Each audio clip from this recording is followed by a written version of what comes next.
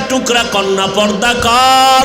আমার নবীর ইন্তেকালের 6 মাস আগে আমার নবী ফাতেমা কলিজার টুকরা ডেকে বলেন, ইয়া ফাতেমা তু আনকিজি নফসাকি মিনান নার, ও ফাতেমা কবরে যাওয়ার আগে জাহান্নাম থেকে তুমি নিজেরে বাঁচাইয়া কবরে যাও। ও পর্দার আড়ালের আম্মা জানেরা আসেনি?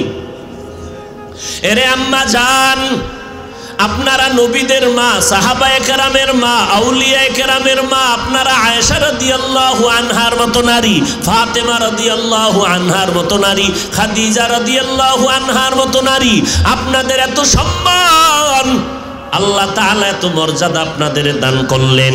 আপনারা ঘরের মধ্যে থাকবেন, আল্লাহর এক বান্দি নবীর ঘরে গিয়া হাজির হয়ে গেলেন। আমার নবী সামনে, বিবি পেছনে আছেন। আম্মা জান বসা। ওই মহিলা প্রশ্ন করলেন, আম্মা জান পুরুষেরা জুমার নামাজে গিয়া কত সওয়াব পায়, জানাজায় গিয়া কত সওয়াব, ঈদের নামাজে সওয়াব, জিহাদের ময়দানে সওয়াব, আমরা নারীরা এত সওয়াব তো কামাই করতে পারি না, নবীর থেকে একটু জানবেন না আমাদের উপায় কি হবে? আল্লাহর নবীকে বলা মাত্র নবী বললেন, ও বিবি জানায় দাও সারা দুনিয়ার নারীদের জন্য আইন হয়ে গেল। এরে দুনিয়ার নারী, ও পর্দার আড়ালের মা বোনেরা, ঘরের মধ্যে থাকবা, 5 বেলার নামাজ ঘরের ভেতরে নির্জন নিরিবিল জায়গায় পড়বা, স্বামীর মাল হেফাজত করবা, কারণ স্বামীর মাল এটা স্বামীর না। স্বামী মরে গেলে আম্মা জানেই সম্পদ তোমার, সম্পদ তোমার সন্তানের। ও সন্তানেরা, আজকে বাবার পকেটের টাকা চুরি কইরা মোবাইল কিনো, বাবার টাকা চুরি কইরা মোবাইলে এমবি ঢুকাও, ভালো করে লেখা রাখ, বাবার পকেটের টাকা যদি চুরি করো, ওই টাকার মালিক তো আসলে তুই। তোর বাবা এত 3 বেলা ঠিক মতো খাইতে পারে না, কষ্ট করে শুধু সন্তানের জন্য, স্ত্রীর জন্য। এই যে সাগরের মধ্যে দৌড়ায়, স্ত্রীর থেকে বিদায় নিয়ে যায়, বিবি বিদায় দাও, আর হয়তো ফিরে আসতে না পারি। কত মানুষ যেই সাগরে নিয়ে গেল, বিদায় হয়ে গেল, আর ফিরে আসে নাই।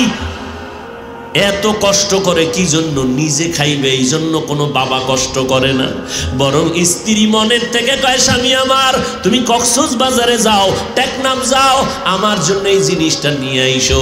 একবারও স্ত্রী জিগাইল না, স্বামী তোমার পকেটে টাকা আসেনি? স্বামী বেচারাও জ্ঞানীর পরিচয় দিয়া কিছু কয় না, বাজারে যাইয়া পকেটে হাত দিয়ে দেখে টাকা নাই। স্ত্রীর মনের আশাটা কেমনে পূরণ করি? বাজারের এ মাথা থেকে সে মাথায় বন্ধুরে টেলিফোন করে, আমার 1000 টাকা ধার দিবিনি, আমি টলারে মাছ দইরা ইসা আবার তোর টাকা দিয়া দিও। বন্ধু কয় না না, দেওয়া যাবে না। আবার আর এক বন্ধুর কাছে গেল, এইবার 1000 না, কারো থেকে খুঁজা খুঁজা লজ্জা শরম ফালাইয়া 200-300 টাকা ধার নিয়া এরপরে স্ত্রীর মনের আশা পূরণ করলো। আর সেই স্ত্রী যদি স্বামীর খেদমত না করে, মদিনার নবী বলে, ও দুনিয়ার নারীরা স্বামীর খেদমত করো, স্বামীর খেদমত মানি, ঘরে আসছে সালাম দাও, আর 5 বেলার নামাজ পড়ো, সন্তানগুলোরে তুমি আদর্শওয়ালা বানাও, ঘরের মধ্যে নামাজ পড়বা, স্বামীর মাল হেফাজত করবা, সন্তানগুলো মানুষের মতো মানুষ বানাইবা। মদিনার নবী বলে, পুরুষেরা মুজুমায় গিয়া, ঈদগায় গিয়া, জানাজায় গিয়া যেই পরিমাণ সওয়াব পায়, আমার আল্লাহ মহিলাদেরকে ঘরের মধ্যে সেই সওয়াব দান করবে। আতিনা ফি দারে দুনিয়া না হাসান, আতিনা ফি দারে উকবা না হাসান, ইয়া গিয়াসাল মুস্তাগীসিন হদিনা লফতিখারা বিল উলুমে ওয়াল গিনা। হর গোরি দেনে কো তু তৈয়ার হ্যায়, ঝুনা মঙ্গে उससे तू बेजारो है। ও আল্লাহর বান্দারা, সন্তানকে বাঁচাও, জাহান্নাম থেকে বাঁচাও।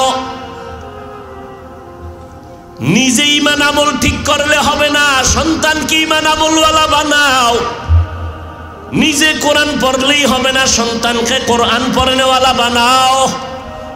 সন্তান ডাক্তার হবে আলহামদুলিল্লাহ, ইঞ্জিনিয়ার বানাবেন আলহামদুলিল্লাহ, প্রফেসর বানাবেন আলহামদুলিল্লাহ, বড় একজন ডাক্তার বানাবেন, সাংবাদিক বানাবেন, ধন্যবাদ।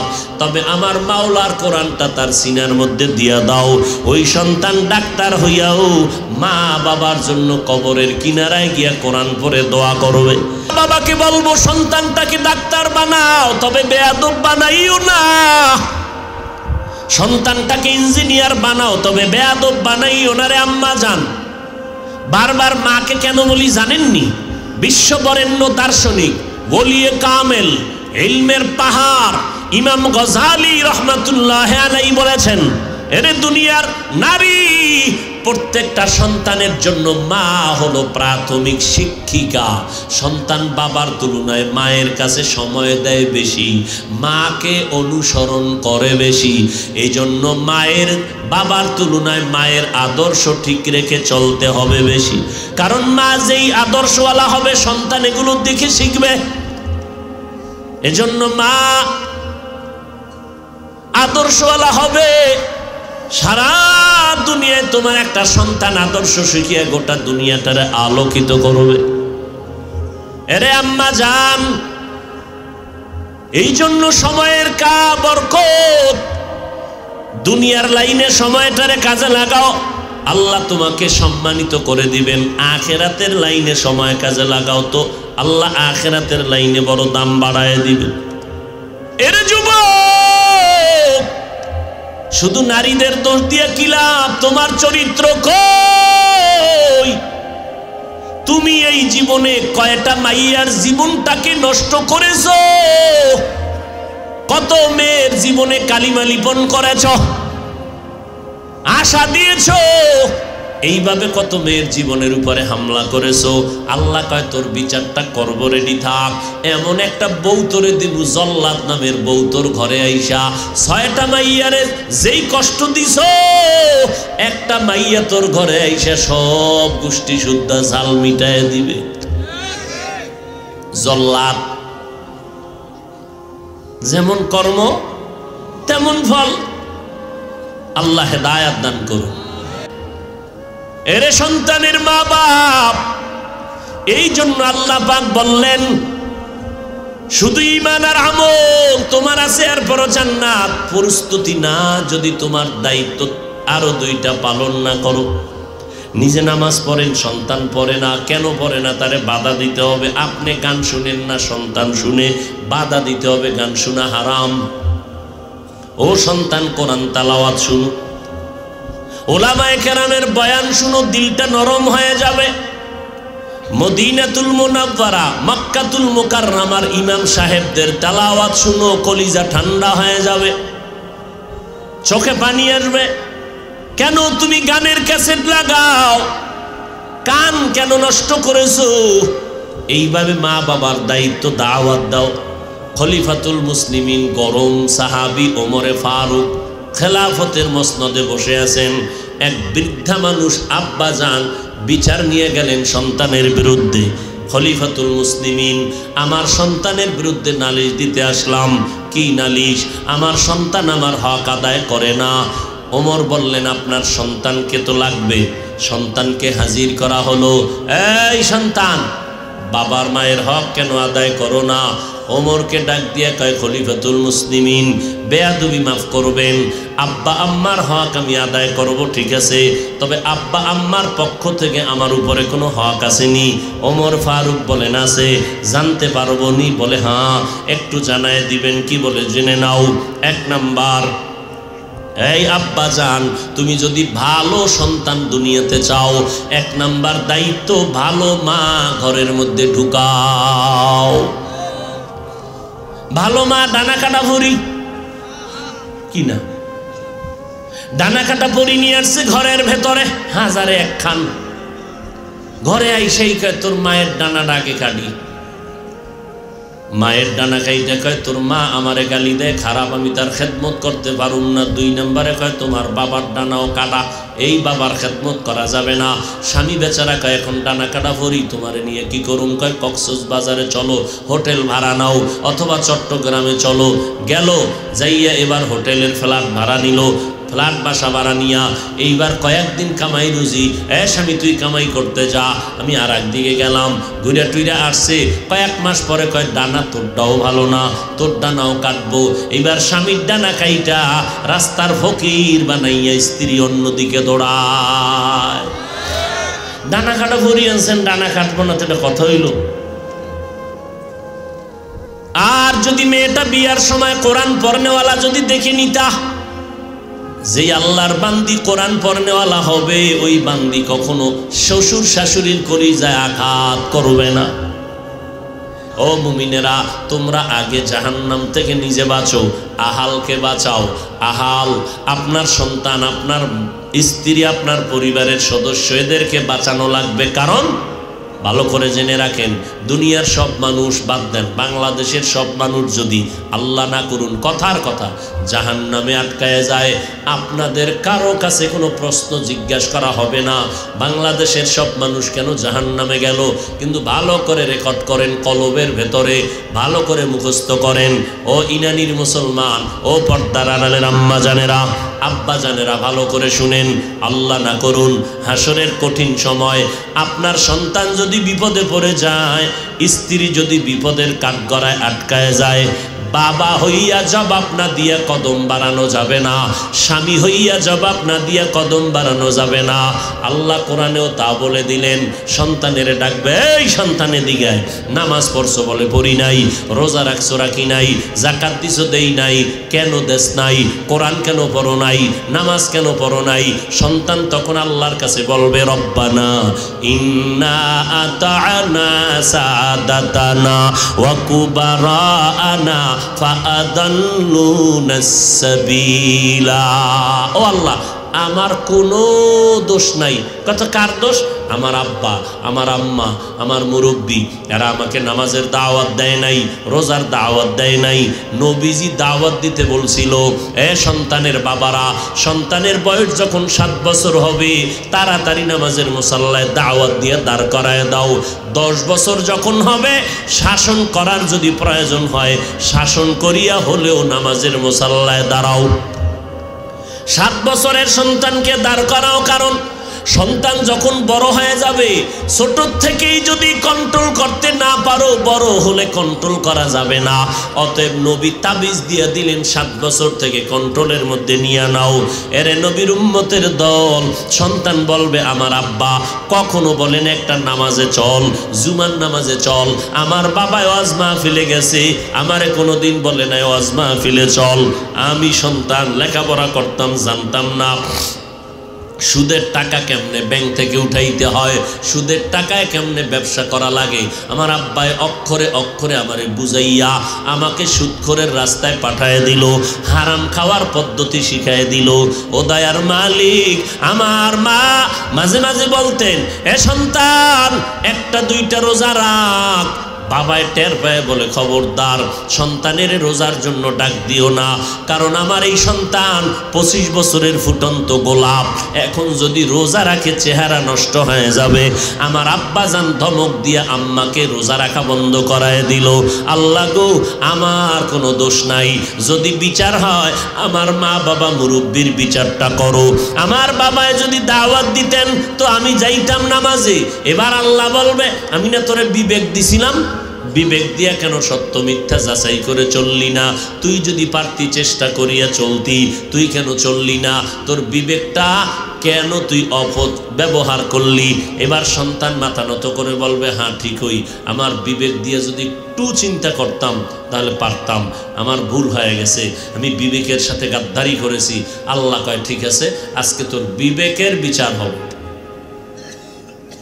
ইন্না সামআ ওয়াল বাসারা ওয়াল ফুআদ কুল্লু উলাইকা কানা আনহু মাসউলা। বিবেকের বিচার হবে। তখন সন্তান বলবে, আল্লাহ আমার একটা আবদার। কি? আমাকে যেই পরিমাণ শাস্তি দিবা, আমার মা বাবা মুরব্বীদেরকেও তার ডবল শাস্তি দেওয়া লাগবে। সূরা আহজাব 67 নম্বর আয়াত। রব্বানা আতিহিম যিফাইনি মিনাল আযাব ওয়ালআনহুম লা'নান কাবীরা। আর একজন আর ফোলা খারাপ, নিজেরটার খবর নিছেন নি একদিনও? মা যদি চিন্তা করতেন সন্তান সকাল 8টায় স্কুলে গেল, 2টায় চলে আসবে, 12টায় চলে আসবে, 12:30 হলে কেন আধা ঘন্টা ছিলি কই? আম্মাজান যদি হিসাব নিতেন, কোন মা বাবার সন্তান পার্কে গিয়ে আড্ডা করে গুনাহ করতে পারত না। মায় খবর নেওয়ার টাইম আছে, মায়ও তো আর এক পার্কে দৌড়ায়, আব্বাজান আর একদিকে দৌড়ায়। শহরে বাজারে দেখো নারীদের ঢল, পর্দাবিহীন তারা করে ঝলমল, অন্যকে তার দিকে আশেক বানায়, দেশটায় আজি ধ্বংস নারীর বেপরদায়, সবার মুখে কি আওয়াজ হায় হায় হায়। আব্বাজান যদি কয় মেয়ের, এই মেয়েটা ওড়নাটা একটু সুন্দর করে পর, মাইয়ে যদি 90-এর উপরে মেজাজ দিয়ে কয় পারবো না, বাবার অধিকার নাই চাপ দিলে, চাপ দেওয়ার কোন অধিকার নাই, দিলেই ভিডা। কার ভিডা? মাইয়ার না বাবা? মেয়ে পড়বে না ওড়না, চাপ দিলে কেন? এর নাম দুনিয়া। কোন দুনিয়া আছেন এবার টের পাইছেন? কঠিন এক হালাত। আরো কত কিছু দেখবেন কিয়ামতের আগে, মরার আগে আরো কত কিছু দেখবেন। সোনার বাংলায় মেয়েটাকে হোটেলের মধ্যে ঢুকাইয়া বাবা কয় তুই আজকের জন্য আমার স্ত্রীর মতো। আরো জোরে বলেন। এরে নবীর উম্মতের দল, এই জন্য পাগড়ি কষাইয়া দিলেন, জিকির করলেন, তাবলিগ করলেন, পীরের কাছে গেলেন, ভিআইপি প্যাকেজে টাকা ব্যয় করে হজ করলেন, মাইয়া ভোলাডি ঠিক করলেন, একটু চিন্তা করলেন না অমুক ইমাম সাহেব পাগড়ি বাঁধে না, দোষ বলেন দোকানে চা টানেন, আর দোষ বলেন নিজের ছেলেটার কি হালাত, নিজের মেয়েটা কেমন মানুষ বানাইলেন। ও আল্লাহর বান্দা, এই জন্য আল্লাহ পাক বলেন 4 গুণালা মানুষ জান্নাতে যাবে। 1 নাম্বার ঈমান, 2 নম্বরে নেক আমল। ঈমানের মধ্যে শিরিকের গন্ধ থাকা যাবে না, আমলের মধ্যে বেদাতের গন্ধ থাকা যাবে না। আল্লাহর হুকুম মতো চলবা, মদিনাওয়ালার তরিকায় আমল করবা। এই 2টা গুণ যখন হলো, এখন তোমার দায়িত্ব 3 নাম্বার। আমি নামাজ পড়ি, পর্দা করি, তাতে হবে না, আমার মাইয়াটা পর্দা করে কিনা আমাকে দাওয়াত দিতে হবে। এরে মাইয়া,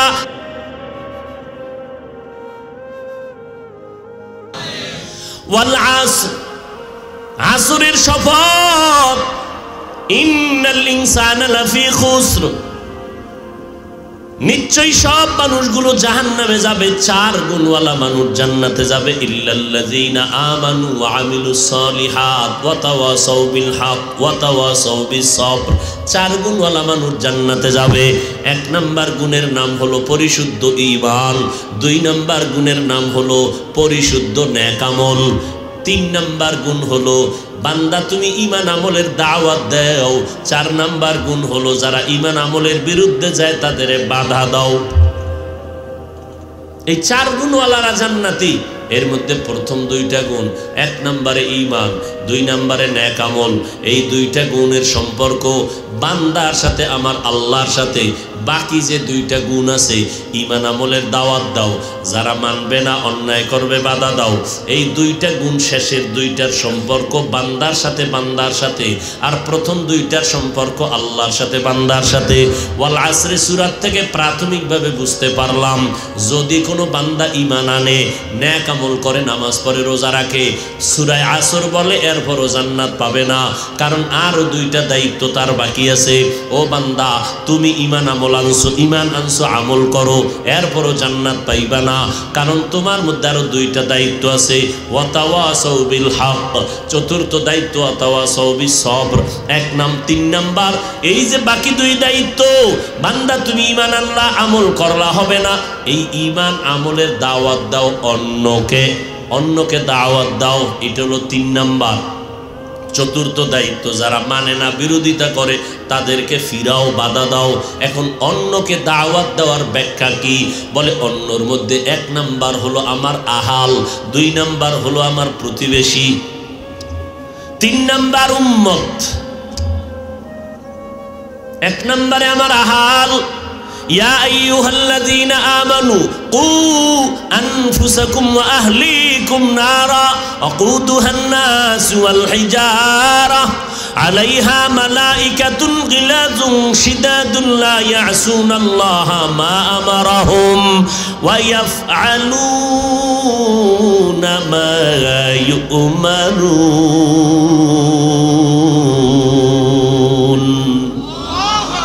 এলাই সময় কেন হারাও?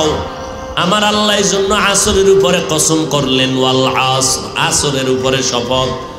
আসরের 25টা অর্থ আছে, এর মধ্যে 2টা অর্থ সময় থাকলে আমি বলবো, উঠা বসা করলে মোনাজাত দিয়ে চলে যাব।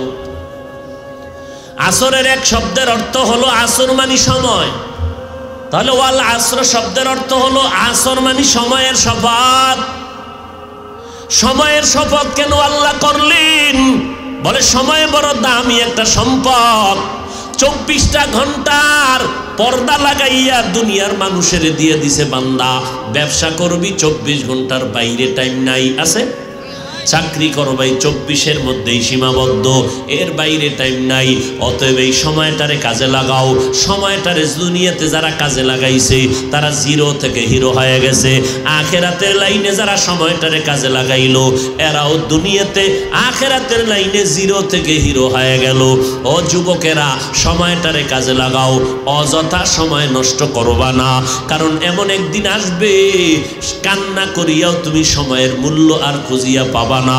সময়টারে যারা দাম দিয়া সম্মান মূল্যায়ন করলো তারা দুনিয়াতে বড় দামি হয়ে গেল। দেখেন না, 11 মাস দোকানওয়ালা দোকানদারি করে যেই পরিমাণ লাভ হয়, মাত্র একটা মাসে সে তার থেকে 12 গুণ লাভ হয় মাত্র রমাজান মাসে। ব্যাপারটা কি? 11 মাসে দোকান খোলা, সকাল 8টা রাত 8টা, কর্মচারী 1 জন। আর রমাজান মাসে 24 ঘন্টা দোকান খোলা, কর্মচারী 5 জন। সময়টারে যেই পরিমাণ কাজে লাগাইলো ওই পরিমাণ গেইনার বা লাভবান হয়ে গেল। এরে বাবা, এই রমজানে তুমি এত লাভবান কেন হইলা? সময়টারে মূল্যায়ন করেছি, রাতেও ঘুমাই নাই, দিনেও ঘুমাই নাই, কর্মচারী 5 জন রাইকে সময়টারে মূল্যায়ন করেছি, তো আমি মূল্যায়িত হয়ে গেলাম। আমার ব্যবসা 12 মাসেরটা 1 মাসে উঠিয়ে গেছে। সময়টারে কাজে লাগাও। সাহাবায়ে কেরাম কাজে লাগাইলেন, আম্বিয়ায়ে কেরামরা 1 সেকেন্ড সময় অযথা নষ্ট করেন নাই। এরে নবীর উম্মতের দল, সময়টা কাজে লাগাও। ব্যবসা কতক্ষণ, চাকরি কতক্ষণ, ঘরের মধ্যে সময় দাও। আজকে মানুষ কোনো রুটিন নাই, লেখাপড়ার, ব্যবসা, চাকরির। সুযোগ পাইলে রুটিন একটা, মোবাইল। সুযোগ পাইলেই মোবাইল, বিছানায় গিয়া মোবাইল, সব জায়গায় শুধু মোবাইল নিয়ে রুটিন কাটায় দিল সময়। রাত কখন হইল খবর নাই, 3টা কখন বাজলো খবর নাই, ফজরের আজান কখন হইল মোবাইলওয়ালার খবর নাই। আল্লাহ শপথ করলেন ওয়াল আস, সময়ের শপথ। এরে যুবক, সময়টারে কাজে লাগাও। তোমরা যারা স্কুল কলেজে পড়ো একটু আমাকে জবাব দাও, না হয় বালিশে মাথা লাগাইয়া তুমি আজকে একটু চিন্তা করিও ঘুমানোর আগে। তুমি যাদের লেখা বই পড়ে আজকে ডাক্তার হয়েছো, তুমি ইঞ্জিনিয়ার, যেই ব্যক্তি ইংরেজি বইটা লেখলো যে সব কলেজে চলে, এবার বুঝো সেই লোকটা কি পরিমাণ তোমার মতো মোবাইল চালাইতো। যেই লোকটার লেখা অঙ্ক বই পড়া তুমি অঙ্কের মাস্টার হয়েছ, যেই লোকটার বিজ্ঞান বই পড়ে তুমি যথেষ্ট পরিমাণ মেধাওয়ালা হয়ে গেছো, যার লেখা বই পুরা শিক্ষাঙ্গনে চলতেছে, সব ছাত্র ছাত্রীরা পড়ে, এই বইটা তো আসমান থেকে আয় নাই, কেউ লেখছে না। তো ওই বেটার লেখা বইটা সবার কাছে কি পরিমাণ গ্রহণযোগ্য হইল। তোমার মতো বিড়ি টানলে হইতো নি, গাঞ্জা খাইলে হইতো নি। তুমি কি দিয়া যাও দুনিয়াবাসীকে বলো? তোমার পূর্বের লোকেরা তো একটা ইংলিশ বই লিখে দিছে, তুমি পড়বা, বড় দামি শিক্ষিত হয়ে যাইবা। তুমি জাতিকে কি দিয়া যাও? আমি জাতিকে দেই কি জানেন? ওই ইংরেজির পাতা, বাংলার পাতা সিরা জুতার তলে ঢুকাই নকল করার জন্য। এর থেকে আর বেয়াদবি কি হতে পারে? যেই বিদ্যা শিক্ষা করে তুমি শিক্ষিত, সেই বিদ্যার কাগজ ছিঁড়ে নকল করতে জুতার তলে ঢুকাইছো, এই বিদ্যা তোমার জুতা কপালে উঠাইয়া দিবে। লেখাপড়ার জীবনে করেছো বিদ্যা চুরি, কর্মজীবনে চাকরির চেয়ারে বসে করবি টাকা চুরি। কর্মজীবনে বিদ্যা চোর, আরে শিক্ষা জীবনে বিদ্যা চোর, কর্মজীবনে সরকারের সম্পদ চোর। আর আমরা জীবনে স্কুল কলেজে না পড়লেও ইংরেজি বাংলা একটা কাগজ যদি দেখি পড়ে আছে, জীবন ভর আরবি পড়ছি, এরপর সম্মান করি, কাগজটা উঠাই, একটা ভালো জায়গায় রাখি। জুতা লাগবে তো দূরের কথা, আর তুমি সেই সিরা জুতার তলে ফালায় দাও। এই তো তোমার বিদ্যার সম্মান। এই জন্য বহু ছাত্র তার মার সিরা পাগল হয়ে রাস্তায় ঘুরে অর্ধুলাঙ্গ বিষয়। পাগলেরা ইংরেজিতে কথা কয় কেন? এগুলো কি টেকনাফে আবার ইংরেজি পড়ানো হয়নি পাগল দিলে? কয় না তো ইংরেজি কেন কয়? আসলে পাগল হইয়া ইংরেজি কয় না, ইংরেজি কইতো ছাত্র ছিল ভালো, বেয়াদবি করার কারণে ধ্বংস হয়ে গেছে। হয়তো লেখাপড়ার বইয়ের সাথে বেয়াদবি, না হয় শিক্ষকের সাথে বেয়াদবি। লিখে রাখ, শিক্ষকদের সাথে যারা বেয়াদবি করবে, আল্লাহর কসম এদের ধ্বংস অনিবার্য, দুনিয়ায় মরার পরে না আগেই। লিখে রাখ, সে মাদ্রাসায় হোক আর স্কুল কলেজে হোক। হযরত আলী রাদিয়াল্লাহু তাআলা আনহু বলেন, মান আল্লামানি হারফান ইনশাআ বাআ ওয়া ইনশাআ আতাকা। আমাকে একটা অক্ষর যে শিক্ষা দিয়েছেন, ওই লোকটা আমার মাথার মুকুট, চাইলে আমাকে বিক্রিও করে দিতে পারে বা গোলাম বানাইয়াও রাখতে পারে। এলমেরা এজাজু করদান বেহিসাব, খলকেরা দাদান জওয়াবে বাসওয়াব, হক না দারদ দোস্তে খলকা জারেরা, নিস্তে ই খসলত কে দিনদারেরা। সময়টারে বান্দা কাজে লাগাও, দুনিয়ার নাইলে কাজে লাগাও, একটা সেকেন্ডের বড় দাম। ও বাবা, তুমি এখনো বলো তোমার লাইনের ছাত্র স্কুল কলেজে পড়ে, দেখো তোমার ক্লাসের মধ্যে সময়টারে মূল্যায়ন করার মতো যুবক যুবতী স্কুল কলেজে অভাব নাই। তুমি পার্কে আড্ডা দাও, কত যুবক ওই আড্ডা পছন্দ করে না, লেখাপড়া নিয়ে থাকে। রাস্তায় যদি ঘুরতে যায়, হাতের মধ্যে একটা বই থাকে, না হয় মোবাইলটা খুলে বই পড়ে, প্রশ্নর আউটগুলো পড়তে থাকে, এইভাবে সময় কাটায়, হাতে কলম আছে লিখতে থাকে, অযথা আড্ডা দেয় না। এইরকম বহু মেয়েরাও আছে স্কুলে পড়ে, আবার এই পড়ালেখার মাঝে দিয়া যখন কানে আজানের আওয়াজ আসে, দৌড়াইয়া নামাজের মুসাল্লায় দাঁড়ায়। ও যুবক, আমি বলি না তোমরা আমাদের মতো হুজুর হইয়া যাও, আমগো মাদ্রাসায় চলে আসো, স্কুল কলেজের দরজায় তালা লাগাও। একবারও বলি না রে বাবা, বরং আমি বলবো, কেউ যদি তোমাদের বলে আসবা না, খবরদার জীবনে মাদ্রাসার বারান্দায় যাইবা না, অনুরোধ। স্কুল কলেজে পড়বা, কারণ আমার মাদ্রাসায় পড়ে আলেম মাওলানা মুফতি হওয়ার জন্য ছাত্রের অভাব নাই। এখন তোমার আইসা আমার মাওলানার লাইনে দরকার নাই, তোমার এসে ইংরেজি লাইন বাদ দিয়া মাওলানা হওয়ার জন্য, মুফতি হওয়ার জন্য মাদ্রাসায় আমাদের কোনো প্রয়োজন নাই। বরং তুমি ওই লাইনে থাকো, ওই লাইনে লেখাপড়া করো। কারণ আমার দেশে আলেম ওলামা যথেষ্ট, আলহামদুলিল্লাহ, ছাত্র ভরপুর, মাদ্রাসারও অভাব নাই, ছাত্রেরও অভাব নাই। রাতে দিনে ছাত্র জায়গা নাই, বিল্ডিং ঘর ভরপুর হয়ে আছে, এত কষ্ট করে ছাত্ররা, এত ছাত্র, কিন্তু আমার দেশে বড় অভাব।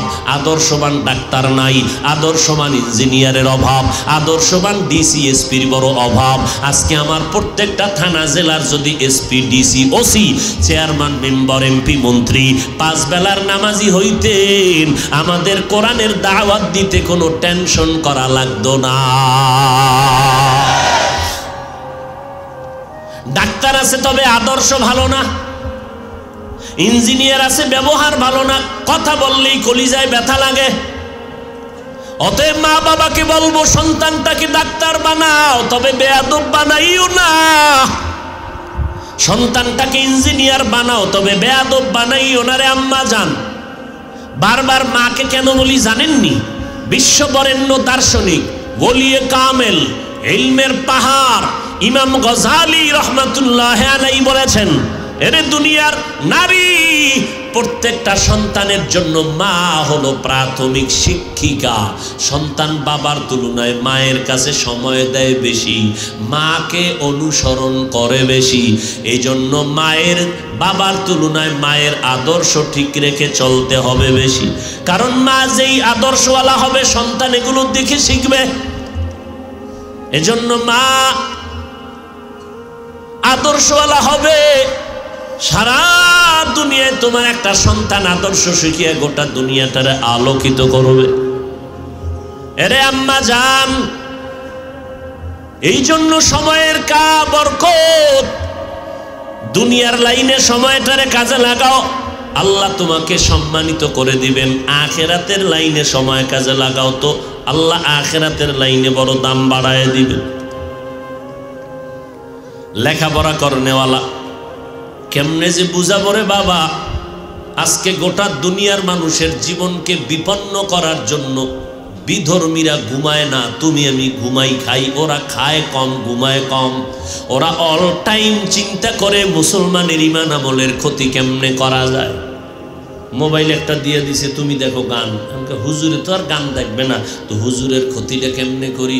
কয় এইবার ইউসুফ আর জোলাইখা, এক এলাকার বেশ্যা সুন্দরীরে জোলাইখা বানা, আর এক এলাকার পুরুষের ইউসুফ বানাইয়া নাটক সাজা। এবার নাটক বানাইলো পর্ব আকারে, ইউসুফ জুলাইখার নাটক। এখানে কোনো ঢোল নাই, বাদ্য নাই, কোনো যন্ত্র নাই, কোনো গানের আওয়াজ নাই। এইবার হুজুর সাহেব এইটা ভাইয়া কয় এটা দেখলে তো আর তেমন ক্ষতি নাই।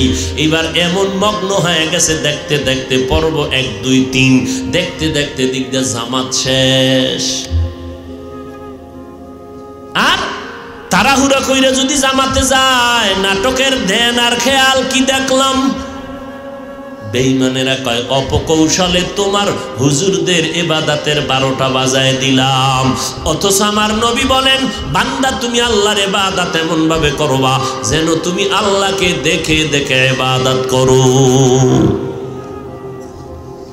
হযরত আলী কত বড় সাহাবী, নবীর চাচাতো ভাই, জামাতা। 10 বছরে হযরত আলী যখন 10 বছর বয়স, আমার নবীর হাতে কালেমার দাওয়াত কবুল করে ফেললেন মাত্র 10 বছর। আর আপনার 30 বছর হয়ে গেছে, বিয়ে করছে, মাইয়া ফলা হয়েছে, মুরব্বী হাজি সাহেব, পোলাটা নামাজ পড়ে না, কয় আমার সময় হয় নাই, ছোট পোলা। আফসোস, একটুখানি নেকের তরে রোজ হাসরের মাঠেতে বাবা ঘুরবে ছেলের পিছে, ছেলে বাবার আগেতে। আহাতে মন কঠিন দিনেতে আল্লাহ তোমায় ছাড়বে না, ঠিক মতো পড়িলে নামাজ জান্নাত তোমার ঠিকানা। ঘুমের চেয়ে নামাজ ভালো আর তুমি ঘুমাইও না, ঠিক মতো পড়িলে নামাজ জান্নাত তোমার ঠিকানা। সময়টারে কাজে লাগাও রে বাবা, দুনিয়ার লাইনে কাজে লাগাও, দুনিয়াতে দামি, আখেরাতের লাইনে কাজে লাগাও। ও বান্দা, 5 বেলার নামাজ পড়ো। আমার আল্লাহ বলেন নাই সারা রাত আমার ইবাদত করো, যায় নামাজে তসবিহ টানো, সারাদিন রোজা রাখো, জিহাদ করো। আল্লাহ বলেন নাই। আল্লাহ তাআলা বলেন 24টা ঘন্টার ভেতরে 22টা ঘন্টা সময় তুমি তোমার ব্যবসায় লাগাও, চাকরিতে লাগাও, লেখাপড়ায় ব্যয় করো। থাকলো কয় ঘন্টা বাকি? মাত্র 2 ঘন্টা।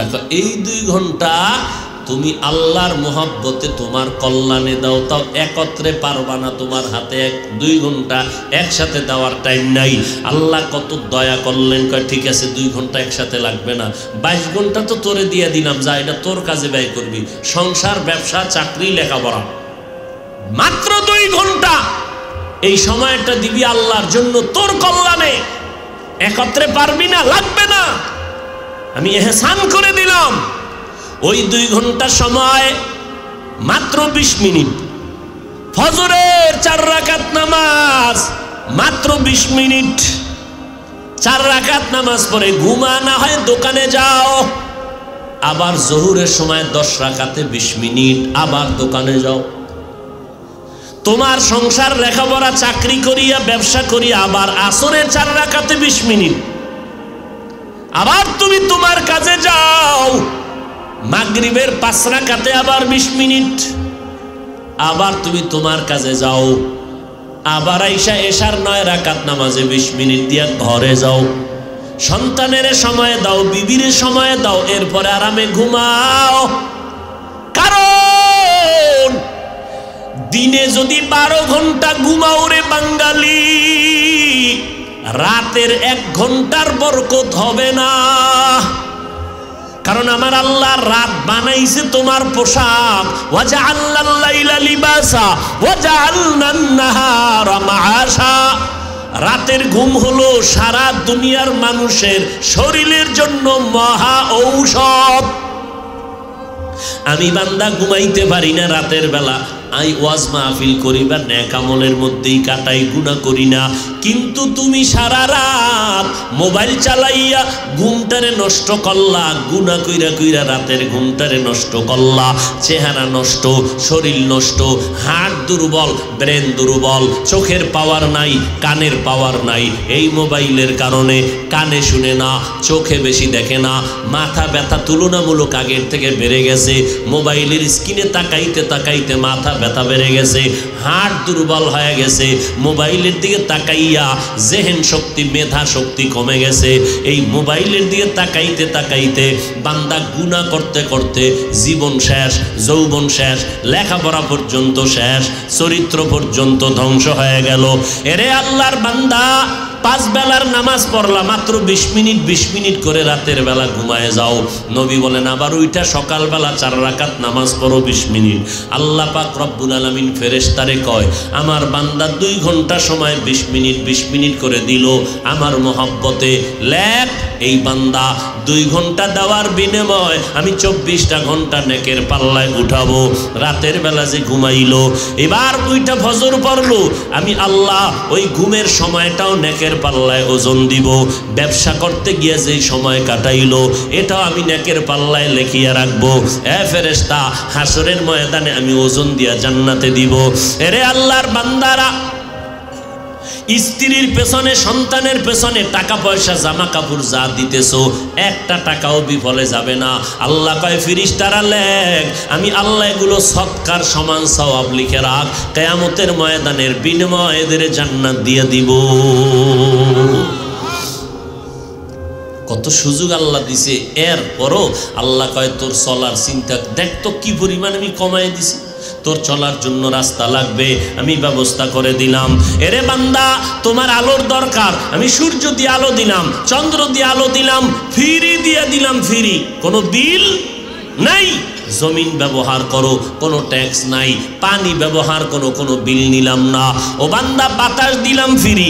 এত কিছু দেওয়ার পর যদি বান্দা তুমি আমার হুকুম মতো না চলো, কোথায় ভেগে যাবি রে বান্দা? পালাবার কোনো রাস্তা তো নাই।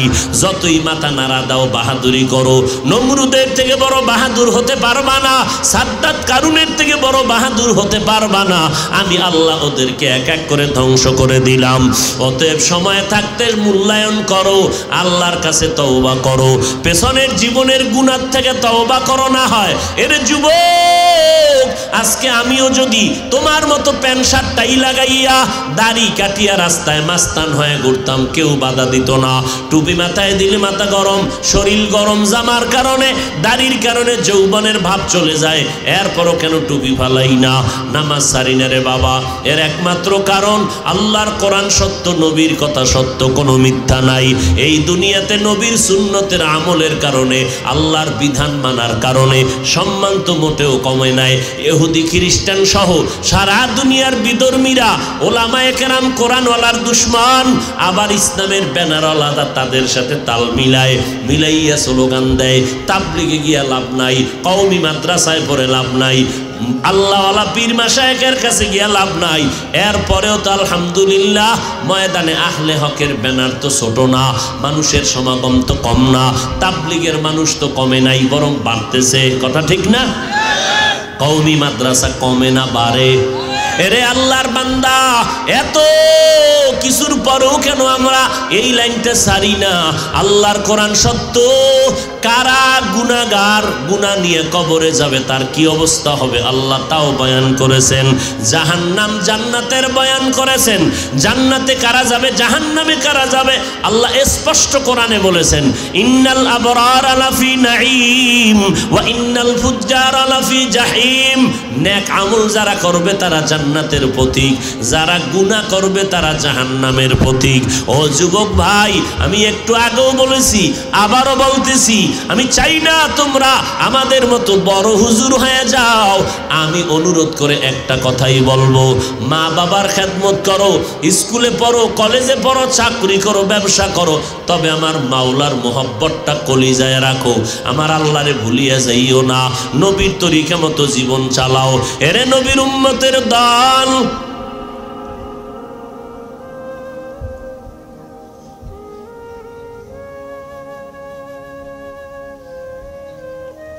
জাহান্নাম ছাড়া মনে হয় শান্তি পাবে না এই মোবাইলওয়ালার আছে, জাহান্নাম পর্যন্ত যাইয়েই ছাড়বে।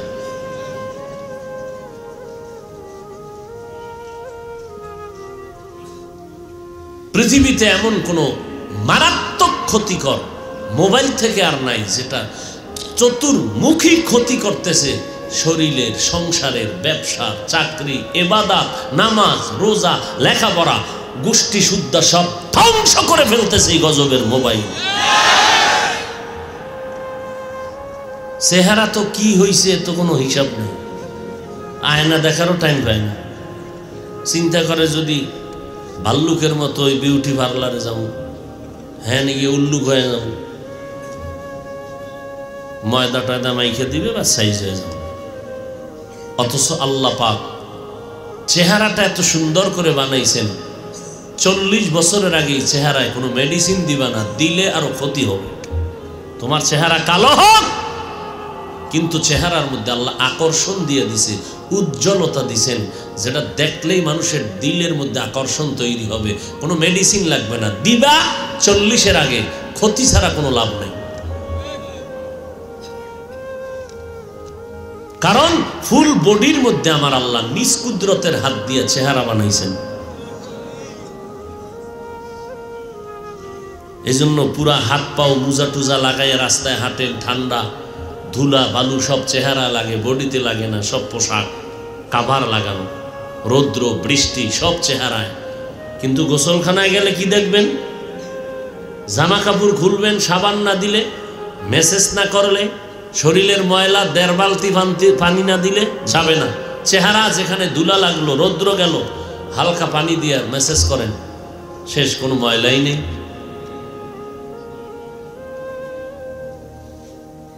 আর সেই চেহারাটা এই সারাটা রাত মোবাইলের দিকে তাকাইয়া কবিরা গুনাহ করতে করতে করতে করতে করতে করতে চেহারাটার মধ্যে কোনো আকর্ষণ নাই। বয়স মাত্র 25, চেহারার দিকে তাকাইলে লজ্জা পাইতে হয়, যেটা মানুষের চেহারা এমন কেমনে হয়। এরপরও যাও একটু লাইনে থাকতো, চুলগুলোরে কাইটা ইন্দুর আর বান্দর হয়ে গেছে। মদিনার নবীর মোহাব্বতে চুল কাটার নিয়ম নাই, ভাল লাগে না। না, মদিনার নবীরটা ভাল লাগে না, আশেকের রসুলের চাপাবাজি করতে মজা লাগে।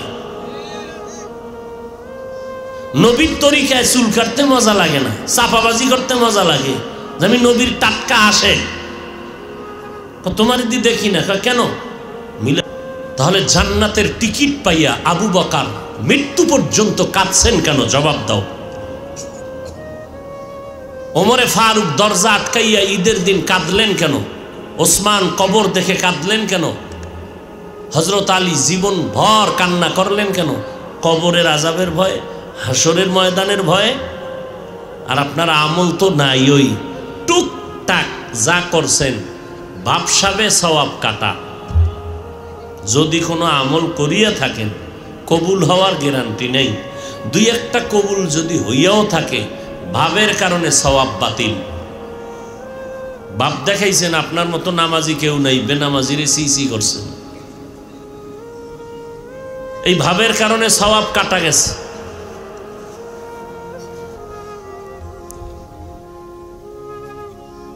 ওয়াল আসর ইন্নাল ইনসানা লাফি খুসর। কি রাগ করলেন? থাকবেন নিঃশ্বাস পর্যন্ত? আল্লাহ রাখবে না? এতগুলো মানুষ আর এই মজমা দেখার পরে 3 দল শয়তানের চান্দি গরম হয়ে গেছে। এক শয়তান শরীরের মধ্যে মিসকল দিতেছে, নাম হলো নফস শয়তান।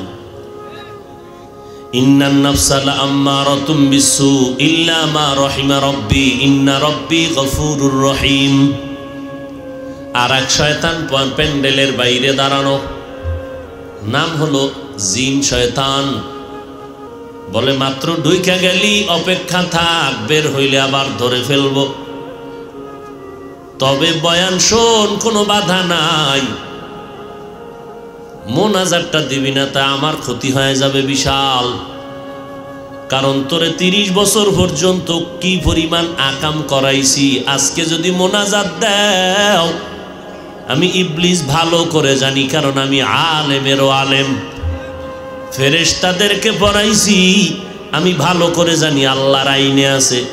এতগুলো মুমিনের মধ্যে একজন আর আমিন যদি কবুল হয়, মোনাজাতে সবাইকে আল্লাহ বেগুনা বানাইয়া ফিরায় দিবেন। অতএব বয়ান শুনবি, বাধা নাই। তবে আমি ইবলিস অনুরোধ করে বললাম মোনাজাতটা দিবি না, কারণ মোনাজাত দিলে আমার 30 বছরের মেহনত বরবাদ হয়ে যাবে। তোরে আল্লাহ যদি মাফ করে দেয়, আমার আকাম করায় কি লাভ হলো? আবার নতুন করে তোর পিছনে মেহনত করা লাগবে। এই পরিমাণ গুনাহ করাইতে কত বড় হায়াত দরকার। আর এক শয়তান আপনার ডানে বামে বসে আছে, নাম মানুষ রূপী শয়তান। মিনাল জিন্নাতি ওয়ান নাস। মানুষ রূপী শয়তানটা কিছুক্ষণ বসবে, বৈশা বৈশা আপনারে বুদ্ধি দিবে, কেমন হুজুর, কোন দলের হুজুর, একটু চিন্তা করা দরকার। তারপরে ওয়াজহুনুম, হুজুরের দল কোনের? টুপি দেখা দল ভাগ করে, টুপি, এটা টুপি দিয়ে দল ভাগ। ওই হুজুর এক দলের, আমরা আর এক দলের। এইভাবে বুঝাইয়া বুঝাইয়া বলে আর কত চল। যেই বয়ান করে, এই বয়ান তো আমরা শুনছি বহু আগে। আবার একটাই কইবে, এত কষ্ট কইরা সাগরের পারে শুনতে আইছি, গীবত শুনতে আইছি নি? হাফিজ সাহেব কি জানে না গীবত করা হারাম? এরপরও কেন ওয়াজিব হয় গীবত? কয় জানো না। আর একটাই কয় জানো না, ভিতরে হিংসা। ওরে আমরা আলেমরা জানি না গীবত করা হারাম। আপনারা যদি 100% জানেন, আমরা 1000% জানি হারাম। তবে আমরা গীবত করা হারাম এতটুকু শুধু আপনারা জানেন, আমরা পুরাটাই জানি। বলে কি? গীবত করা যেমন হারাম, 4 কারণে গীবত করা ওয়াজিব। না করলে গুনাহ হবে, গীবত না করলে গুনাহ হবে। এর মধ্যে একটা কারণ, ইসলামের ব্যানার লাগাইয়া যারা উম্মতের ঈমান আমল চুরি করবে, আহলে হক ওলামায়ে কেরাম এদের নাম লইয়া লইয়া উম্মতের সামনে বলিয়া সতর্ক করবে, এটা গীবত হলেও সওয়াব। দলিল লাগবেই তো। দলিল, ওয়াইলুল লিকুল্লি হুমাযাতিল লুমাযা আল্লাযী জামাআ মালান ওয়া আদ্দাদা। সূরাটার ব্যাখ্যা পড়ো। বলে কোরআন কিনার টাকা নাই তো মোবাইলে ডাউনলোড কর, বাংলা কোরআন লিখে সার্চ দাও, এরপরে দেখবা 30 পারা কোরআন নেমে আসবে। 114 সূরার মধ্যে সর্বশেষের দিকে সূরায়ে হুমাযার ব্যাখ্যা পড়ো। ওখানে লেখা আছে গীবত করা হারাম, গীবত করা হারাম, গীবত করা হারাম। 4 কারণে গীবত করা ওয়াজিব। আমার বাবারে পীর সাহেব, আমার ওলামায়ে কেরামরে 2-1 কথা বললে ধৈর্য ধারণের চেষ্টা করব, কিন্তু আল্লাহরে নিয়া, নবী নিয়া, কোরআন হাদিস নিয়া, ইসলাম নিয়া যদি কেউ প্রপাগান্ডা ছড়াও, 1 সেকেন্ড ধৈর্য ধরা হবে না। বিচার না হওয়া পর্যন্ত ময়দানে তোর বিরুদ্ধে আন্দোলন চলবে।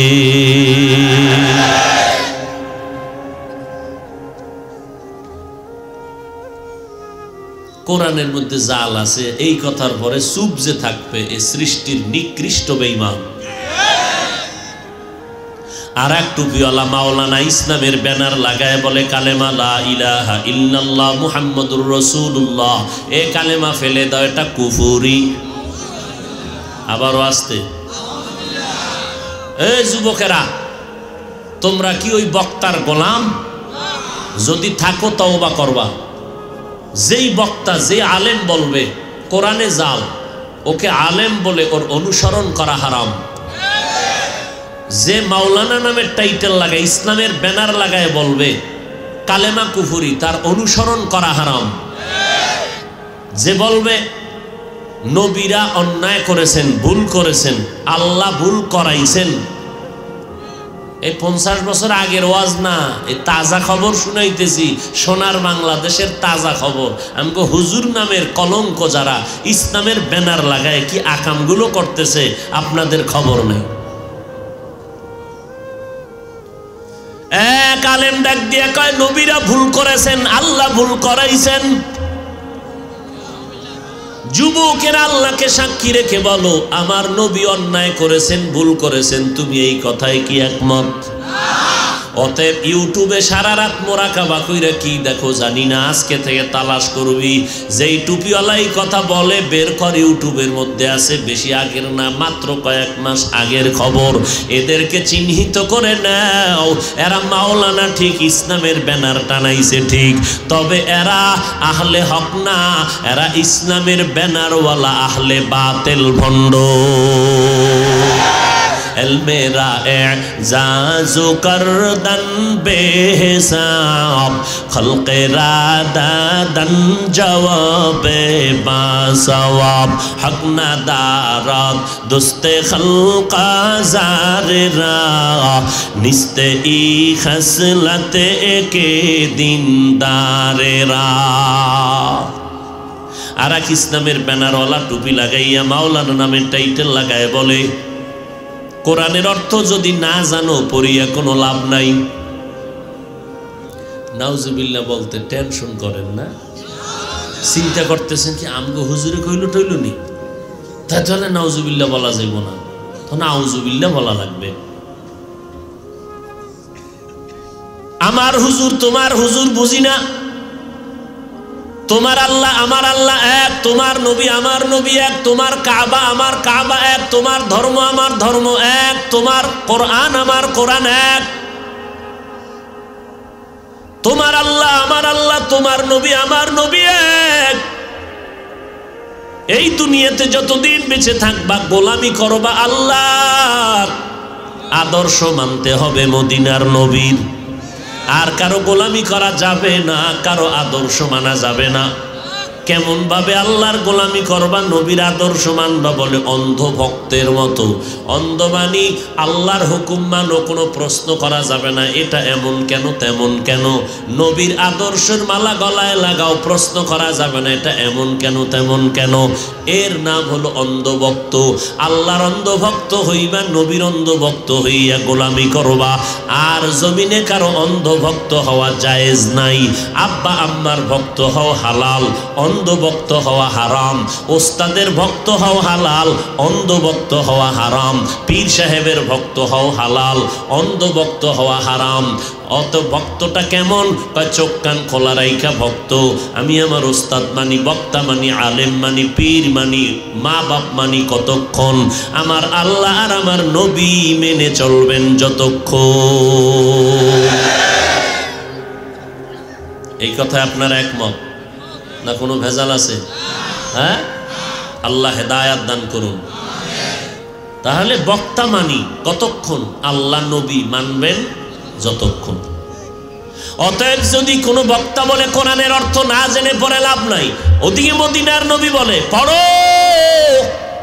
তুমি কোরআন পড়তে জানো না, অর্থ জানো না, কিন্তু মুখস্থ শুনিয়া যদি আল্লাহর মোহাব্বতে দিলটা খুলিয়া যদি তুমি জিব্বা নাড়াইয়া আল্লাহর মোহাব্বতে পড়ো, আলিফ লাম মিম, নবী বলেন সাথে সাথে আমল নামায় 30টা নেক দেওয়া হবে। নবীজি বলতেছেন আল্লাহর কোরআন নামাজের মধ্যে দাঁড়াইয়া যদি পড়ো 1 অক্ষরে 100 নেক দেওয়া হবে। যদি বসিয়া বান্দা পড়ো 1 অক্ষরে 50টা করে নেক দেওয়া হবে। অতএব যারা বলবে কোরআনের অর্থ না জেনে পড়ে কোনো লাভ নাই, তারা ইসলামের ব্যানারওয়ালা ভণ্ড।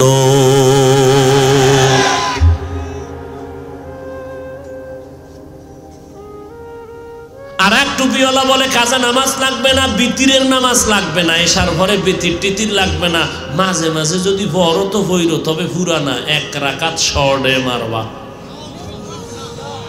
পুরা 3 রাকাত লাগবে না। আর এক হুজুর বলে বেশি নফল ইবাদতের দরকার নাই। কি পরিমাণ ফিতনা আমার সমাজের ঘিরে নিল, ধর্ম নিয়ে ফিতনা, ইসলাম নিয়ে ফিতনা।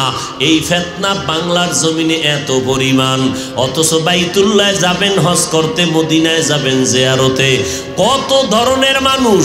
কেউ নামাজের আগে নাক টাইনা ঘুমায়, একামত হয়ে গেল, দাঁড়ায় আল্লাহু আকবার, অজু টজুর দরকার নাই। আবার একজন দেখলাম নামাজে দাঁড়ায় গেল, কেউ বুকের উপরে হাত বাঁধে, কেউ নাভির নিচে হাত বাঁধে, কেউ হাত সোজা সাইরা দিয়া দাঁড়ায় থাকে। আবার দেখলাম একজনে মোবাইল আসছে, মোবাইল পকেটে নামাজের ভিতরে বের কইরা কথা কয়, হ্যালো আমি নামাজের ভিতরে আছি। আবার মোবাইলটা কাটটা পকেটে রাখলো, নামাজ ঠিকই আছে। আর এক আল্লাহর বান্দা দেখলাম সেজদায় যাওয়ার সময় পকেট থেকে একটা টুকরা বাই কইরা কপালের তলে দিছে। কি কয়? কাঠের টুকরা। কেন? কয় জমিন ইবলিস সেজদা দিয়া নাপাক করছে, আমরা কই দিই এই জন্য কাঠের উপরে দেই। এত দলাদলি, এত দল, এত মত, কিন্তু মক্কা মদিনায় বিন্দু বিন্দু কোনো আওয়াজ নাই, দ্বন্দ্ব নাই, কোনো কথাও। সব ভেজাল আমার মসজিদের মধ্যে সোনার বাংলায় ঢুকলো কেন? কার জানি বরদোয়া লাগছে না অভিশাপ লাগছে? ও ভাই তুমি বুকের উপরে হাত বাইদা নামাজ পড়ো তো, আমার সমস্যা কি? আমি নাবির নিচে হাত বেঁধে নামাজ পড়বো, সমস্যা কোথায়? ও ভাই তুমি তোমার কবরে যাইবা, আমি আমার কবরে যাব, কিন্তু সাবধান, তুমি যেই টুপি মাথায় দাও, আমার দাবি হলো নবীর সুন্নত অনুযায়ী টুপি পরো। বড় টুপি দাও, ছোট দাও, কালো দাও, সাদা দাও, নিয়ে দ্বন্দ্ব কেন? টুপি দিলেই তো বান্দা নবীর মহব্বতে সুন্নত আদায় টুপি দিবা। ওরে নবীর উম্মতের দল, কেউ যদি বলে 5 কল্লি টুপি সিরিয়া ফালায় দাও, এটা মুসলমানের টুপি না। এইভাবে এই সমস্ত কথা বলে যারা উম্মতের বিভ্রান্তের মধ্যে ফেলে দেয়, এই সব ঝামেলা আমার সোনার বাংলায় উম্মতেরা সরল, এই জন্যই ভেজালগুলো করতে সুযোগ পায়। আমরা আলেম গোদারে একটা হয় না, সব ওই সাধারণ মানুষের মধ্যে ওই বিভ্রান্ত ছড়ায়, জানে আমগো কাছে আইলে ধরা খাইব। আবার যারা আমগো অন্ধভক্ত তাবলিগ করে, খাঁটি আল্লাহওয়ালার কাছে যায়, এগো কাছেও যায় না, জানে এগো মুরব্বী আছে, মুরব্বীরে দেখাইলে তখন আমি ধরা পড়ে যাব। কাদের কাছে যায়? যারা একদিকে কয় মা বাপ হইল বড় ফির, আবার ফির ধরবো কেন? নিরপেক্ষতার জীবন যাপন করে, কোনো দিকে যায় না। এরা সব লাইনের বই পুস্তক নিয়ে মাঝখানে মাথা হ্যাং হয়ে বয়ে যায়, কোনটায় যাব? এই হুজুরের কিতাব একরকম, ওই হুজুরের কিতাব একরকম, আমি যাবো কই? তুমি জাহান্নামে যাও, ওই রাস্তা তো খোলা। আল্লাহ হেদায়াত দান করুন। ওয়াল আসর, আসরের শপথ, ইন্নাল ইনসানা লাফি খুসর, নিশ্চয়ই সব মানুষগুলো জাহান্নামে যাবে, 4 গুণওয়ালা মানুষ জান্নাতে যাবে। ইল্লাল্লাযীনা আমানু ওয়া আমিলুস সালিহাত ওয়া তাওয়াসাউ বিল হক ওয়া তাওয়াসাউ বিস সবর। 4 গুণওয়ালা মানুষ জান্নাতে যাবে। 1 নাম্বার গুণের নাম হলো পরিশুদ্ধ ঈমান, 2 নাম্বার গুণের নাম হলো পরিশুদ্ধ নেক আমল, 3 নাম্বার গুণ হলো বান্দা তুমি ঈমান আমলের দাওয়াত দাও, 4 নাম্বার গুণ হলো যারা ঈমান আমলের বিরুদ্ধে যায় তাদের বাধা দাও। এই 4 গুণওয়ালারা জান্নাতি।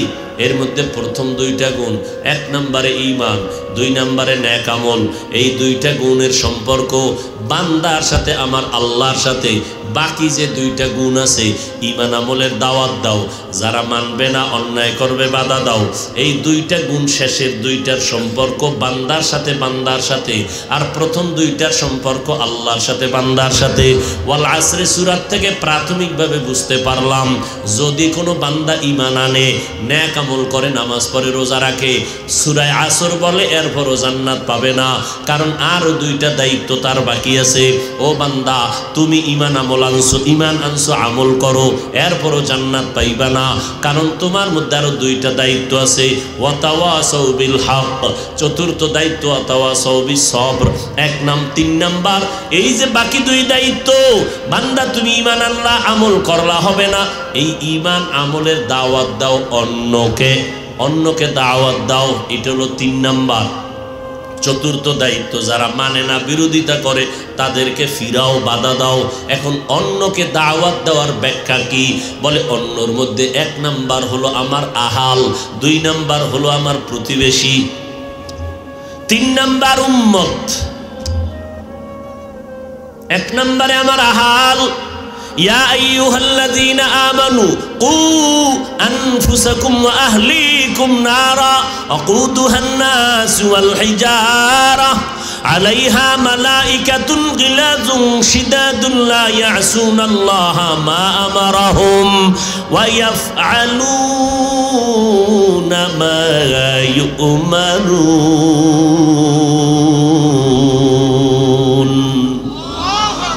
ও মুমিনেরা, তোমরা আগে জাহান্নাম থেকে নিজে বাঁচো, আহালকে বাঁচাও।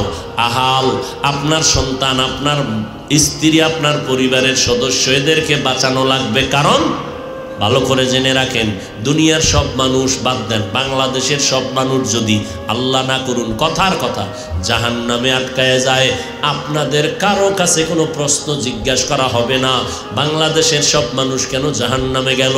কিন্তু ভালো করে রেকর্ড করেন, কলবের ভেতরে ভালো করে মুখস্থ করেন। ও ইনানির মুসলমান, ও পর্দার আড়ালের আম্মা জানেরা, আব্বা জানেরা, ভালো করে শুনেন। আল্লাহ না করুন হাসরের কঠিন সময় আপনার সন্তান যদি বিপদে পড়ে যায়, স্ত্রী যদি বিপদের কাঠগড়ায় আটকায় যায়, বাবা হইয়া জবাব না দিয়া কদম বাড়ানো যাবে না, স্বামী হইয়া জবাব না দিয়া কদম বাড়ানো যাবে না। আল্লাহ কোরআনেও তা বলে দিলেন। সন্তানের ডাকবে, এই সন্তানের দিকে নামাজ পড়ছো বলে পড়ি নাই, রোজা রাখছো রাখি নাই, যাকাত দিছো দেই নাই, কেন দেশ নাই, কোরআন কেন পড়ো নাই, নামাজ কেন পড়ো নাই? সন্তান তখন আল্লাহর কাছে বলবে, রব্বানা ইন্না আতা'না সাদাতানা ওয়া কুবারানা ফাআদাল্লুনাস সাবিলা। ও আল্লাহ, আমার কোনো দোষ নাই। কথা কার দোষ? আমার আব্বা, আমার আম্মা, আমার মুরব্বী, এরা আমাকে নামাজের দাওয়াত দেয় নাই, রোজার দাওয়াত দেয় নাই। নবীজি দাওয়াত দিতে বলছিল, এ সন্তানের বাবারা, সন্তানের বয়স যখন 7 বছর হবে তাড়াতাড়ি নামাজের মুসাল্লায় দাওয়াত দিয়ে দাঁড় করায় দাও। 10 বছর যখন হবে, শাসন করার যদি প্রয়োজন হয় শাসন করিয়া হলেও নামাজের মুসাল্লায় দাঁড়াও। 7 বছরের সন্তানকে দাঁড় করাও, কারণ সন্তান যখন বড় হয়ে যাবে, ছোট থেকেই যদি কন্ট্রোল করতে না পারো, বড় হলে কন্ট্রোল করা যাবে না।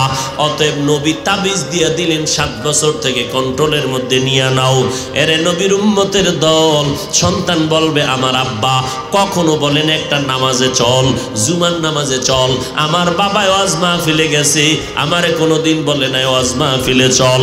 আমি সন্তান লেখাপড়া করতাম, জানতাম না সুদের টাকা কেমনে ব্যাংক থেকে উঠাইতে হয়, সুদের টাকায় কেমনে ব্যবসা করা লাগে। আমার আব্বাই অক্ষরে অক্ষরে আমারে বুঝাইয়া আমাকে সুদখোরের রাস্তায় পাঠায় দিল, হারাম খাওয়ার পদ্ধতি শিখায় দিল। ও দয়ার মালিক, আমার মা মাঝে মাঝে বলতেন, এ সন্তান 1টা 2টা রোজা রাখ। বাবায় টের পায় বলে, খবরদার সন্তানের রোজার জন্য ডাক দিও না, কারণ আমার এই সন্তান 25 বছরের ফুটন্ত গোলাপ, এখন যদি রোজা রাখে চেহারা নষ্ট হয়ে যাবে। আমার আব্বা জান ধমক দিয়ে আম্মাকে রোজা রাখা বন্ধ করায় দিল। আল্লাহ গো, আমার কোনো দোষ নাই। যদি বিচার হয় আমার মা বাবা মুরব্বীর বিচারটা করো। আমার বাবায় যদি দাওয়াত দিতেন তো আমি যাইতাম নামাজে। এবার আল্লাহ বলবে, আমি না তোরে বিবেক দিছিলাম, বিবেক দিয়া কেন সত্য মিথ্যা যাচাই করে চললি না? তুই যদি পারতি চেষ্টা করিয়া চলতি, তুই কেন চললি না? তোর বিবেকটা কেন তুই অপথ ব্যবহার করলি? এবার সন্তান মাথা নত করে বলবে, হ্যাঁ ঠিকই, আমার বিবেক দিয়ে যদি একটু চিন্তা করতাম তাহলে পারতাম, আমার ভুল হয়ে গেছে, আমি বিবেকের সাথে গাদ্দারি করেছি। আল্লাহ কয়, ঠিক আছে, আজকে তোর বিবেকের বিচার হবে। ইন্নাস সামআ ওয়াল বাসারা ওয়াল ফুআদ কুল্লু উলাইকা কানা আনহু মাসউলা। বিবেকের বিচার হবে। তখন সন্তান বলবে, আল্লাহ আমার একটা আবদার। কি? আমাকে যেই পরিমাণ শাস্তি দিবা আমার মা বাবা মুরব্বীদেরকেও তার ডবল শাস্তি দেওয়া লাগবে। সূরা আহজাব ৬৭ নম্বর আয়াত। রব্বানা আতিহিম যিফাইনি মিনাল আযাব ওয়ালআনহুম লা'নান কাবীরা। আর একজন আর ফলা খারাপ, নিজেরটার খবর নিছেন নি একদিনও? মা যদি চিন্তা করতেন সন্তান সকাল ৮টায় স্কুলে গেল, ২টায় চলে আসবে, ১২টায় চলে আসবে, ১২:৩০ হলো, এখনো আধা ঘন্টা ছিলি কই? আম্মাজান যদি হিসাব নিতেন, কোন মা বাবার সন্তান পার্কে গিয়ে আড্ডা করে গুনাহ করতে পারত না। মায় খবর নেওয়ার টাইম আছে, মায়ও তো আর এক পার্কে দৌড়া, আব্বাজান আর একদিকে দৌড়া। শহরে বাজারে দেখো নারীদের ঢল, পর্দাবিহীন তারা করে ঝলমল, অন্যকে তার দিকে আশেক বানায়, দেশটায় আজি ধ্বংস নারীর বেপরদায়, সবার মুখে কি আওয়াজ হায় হায় হায়। আব্বাজান যদি কয় মেয়ের, এই মেয়েটা ওড়নাটা একটু সুন্দর করে পর, মাইয়ে যদি ৯০-র উপরে মেজাজ দিয়ে কয় পারবো না, বাবার অধিকার নাই চাপ দিলে, চাপ দেওয়ার কোন অধিকার নাই, দিলেই ভিডা। কার ভিডা? মাইয়ার না বাবা? মেয়ে পড়বে না ওড়না, চাপ দিলি কেন? এর নাম দুনিয়া। কোন দুনিয়া আছেন এবার টের পাইছেন নি? কঠিন এক হালাত। আরো কত কিছু দেখবেন কিয়ামতের আগে, মরার আগে আরো কত কিছু দেখবেন। সোনার বাংলায় মেয়েটাকে হোটেলের মধ্যে ঢুকাইয়া বাবায় কয়, তুই আজকের জন্য আমার স্ত্রীর মতো। আরো জোরে বলেন। এরে নবীর উম্মতের দল, এই জন্য পাগড়ি কষাইয়া দিলেন, জিকির করলেন, তাবলিগ করলেন, পীরের কাছে গেলেন, ভিআইপি প্যাকেজে টাকা ব্যয় করে হজ করলেন, মাইয়া ভোলাডি ঠিক করলেন, একটু চিন্তা করলেন না অমুক ইমাম সাহেব পাগড়ি বাঁধে না, দোষ বলেন দোকানে চা টানেন, আর দোষ বলেন নিজের ছেলেটার কি হালাত, নিজের মেয়েটা কেমন মানুষ বানাইলেন। ও আল্লাহর বান্দা, এই জন্য আল্লাহ পাক বলেন ৪ গুণালা মানুষ জান্নাতে যাবে। ১ নম্বর ঈমান, ২ নম্বরে নেক আমল। ঈমানের মধ্যে শিরিকের গন্ধ থাকা যাবে না, আমলের মধ্যে বেদাতের গন্ধ থাকা যাবে না, আল্লাহর হুকুম মতো চলবা, মদিনাওয়ালার তরিকায় আমল করবা। এই ২টা গুণ যখন হলো, এখন তোমার দায়িত্ব ৩ নাম্বার, আমি নামাজ পড়ি পর্দা করি তাতে হবে না, আমার মাইয়াটা পর্দা করে কিনা আমাকে দাওয়াত দিতে হবে। এরে মাইয়া, এ কলিজার টুকরা কন্যা, পর্দা কর। আমার নবীর ইন্তেকালের ৬ মাস আগে আমার নবী ফাতেমা কলিজার টুকরা ডেকে বলেন, ইয়া ফাতেমা তু আনকিজি নফসাকি মিনান নার। ও ফাতেমা, কবরে যাওয়ার আগে জাহান্নাম থেকে তুমি নিজেরে বাঁচাইয়া কবরে যাও। ও পর্দার আড়ালের আম্মা জানেরা আসেনি?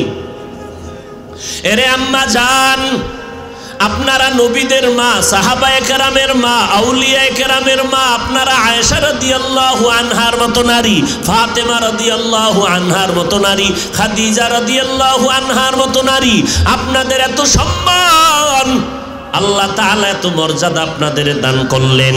আপনারা ঘরের মধ্যে থাকবেন, আল্লাহর এক বান্দি নবীর ঘরে গিয়া হাজির হয়ে গেলেন।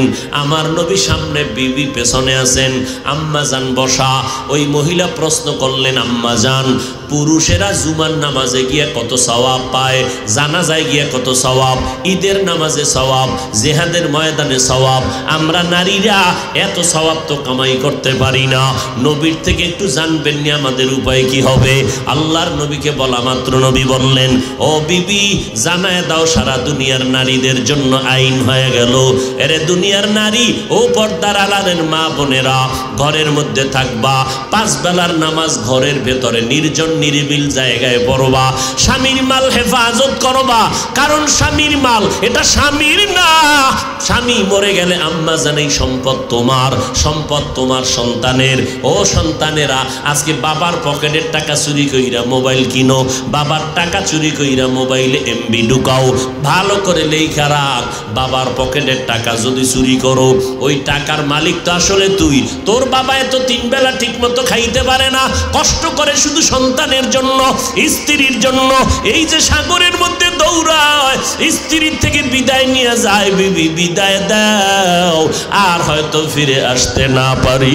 কত মানুষ যেই সাগরে নিয়ে গেল, বিদায় হয়ে গেল, আর ফিরে আসে নাই। এত কষ্ট করে কি জন্য? নিজে খাইবে, এই জন্য কোনো বাবা কষ্ট করে না। বরং স্ত্রী মনের থেকে কয়, স্বামী আমার তুমি কক্সবাজারে যাও, টেকনাফ যাও, আমার জন্য এই জিনিসটা নিয়ে আইসো। একবারও স্ত্রী জিগাইল না স্বামী তোমার পকেটে টাকা আসেনি। স্বামী বেচারাও জ্ঞানীর পরিচয় দিয়া কিছু কয় না। বাজারে যাইয়া পকেটে হাত দিয়ে দেখে টাকা নাই। স্ত্রীর মনের আশাটা কেমনে পূরণ করি? বাজারের এ মাথা থেকে সে মাথায় দৌড়ায়, বন্ধুরে টেলিফোন করে, আমার 1000 টাকা ধার দিবিনি? আমি টলারে মাছ দইরা ইসা আবার তোর টাকা দিয়া দিও। বন্ধু কয় না না, দেওয়া যাবে না। আবার আর এক বন্ধুর কাছে গেল, এইবার 1000 না, কারো থেকে খুঁজা খুঁজা লজ্জা হন শরম ফালাইয়া 200-300 টাকা ধার নিয়া এরপরে স্ত্রীর মনের আশা পূরণ করলো। আর সেই স্ত্রী যদি স্বামীর খেদমত না করে, মদিনার নবী বলে, ও দুনিয়ার নারীরা স্বামীর খেদমত করো। স্বামীর খেদমত মানি ঘরে আসছে সালাম দাও, আর 5 বেলার নামাজ পড়ো। সন্তানগুলোরে তুমি আদর্শওয়ালা বানাও, ঘরের মধ্যে নামাজ পড়বা, স্বামীর মাল হেফাজত করবা, সন্তানগুলো মানুষের মতো মানুষ বানাইবা। মদিনার নবী বলে, পুরুষেরা মুজুমায় গিয়া, ঈদগায় গিয়া, জানাজায় গিয়া যেই পরিমাণ সওয়াব পায়, আমার আল্লাহ মহিলাদেরকে ঘরের মধ্যে সেই সওয়াব দান করবে। আতিনা ফি দারে দুনিয়া না হাসান, আতিনা ফি দারে উকবা না হাসান, ইয়া গিয়াসাল মুস্তাগীসিন হদিনা লফতিখারা বিল উলুমে ওয়াল গিনা। হর গোরি দেনে কো তু তৈয়ার হ্যায়, ঝুনা মঙ্গে उससे तू बेजारो है। ও আল্লাহর বান্দারা, সন্তানকে বাঁচাও, জাহান্নাম থেকে বাঁচাও।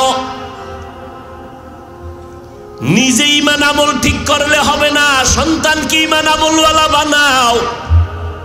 নিজে কোরআন পড়লেই হবে না, সন্তানকে কোরআন পড়নেওয়ালা বানাও। সন্তান ডাক্তার হবে, আলহামদুলিল্লাহ। ইঞ্জিনিয়ার বানাবেন, আলহামদুলিল্লাহ।